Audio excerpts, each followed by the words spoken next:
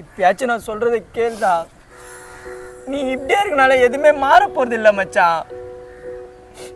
இன்னும் கொஞ்ச நேரத்துல அவளுக்கு கல்யாணம் ஆக போகுதுடா.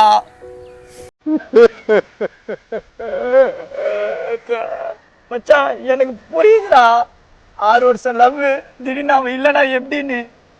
நீ இப்படி இருக்கிறது என்னால தாங்கிக்கவே முடியல மச்சான். அழாத மச்சான்.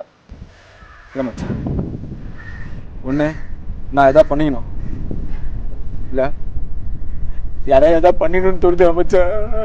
டேய் நீ அதெல்லாம் எதுவுமே யோசிக்காதடா. வா நம்ம வீட்டுக்கு போலாம். வா வா மச்சான் வா.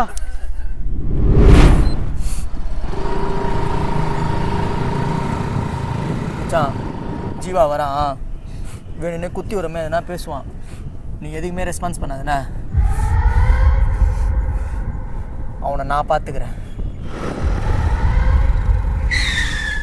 என்னடா என்ன போல எங்க இதோ உன் பகல் நிற்கிறானே அவன் ஆளோட கல்யாணத்துக்கு நான் மல்லேஷே கிளம்பல. எப்போ எவன் வாழ்க்கையில் சிங்கி அடிக்கலானே சுற்றி நிற்பியா? உனக்கு வேற வேலை பொழப்பு இல்லை? டேய் இது என்னடா இருக்கு? ஏதோ அந்த பொண்ணுங்க நல்ல வாழ்க்கை அமையுது, வாங்கடா போய் வாழ்த்தலான்னு கூப்பிட்டேன்.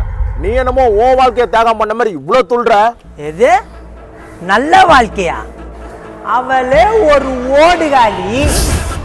என் மச்சான விட்டு இன்னொருத்தவங்க போய் இருக்கிறா. அவளுக்கு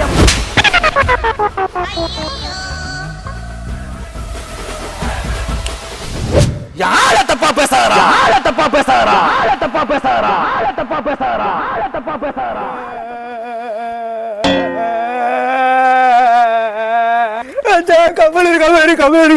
இருக்குடா, எனக்கு உள்ள போடவே இருக்குடா. இந்த நாய் சூசைட் பண்ணிக்க போதுன்னு 2-3 நாள் லீவ் போட்டு இந்த நாய் கூடவே இருந்தேன்டா. புச்சுன்னு விட்டான்டா கைய. கமல் இருக்கா பேரு, கமல் இருக்கா பேரு இருக்குடா. நான் கால் தான் கொஞ்சம் ரெட்டா இருக்கு. எனக்கு உள்ள போடவே இருக்குடா. உன்னை என்ன பண்றேன் பாரு.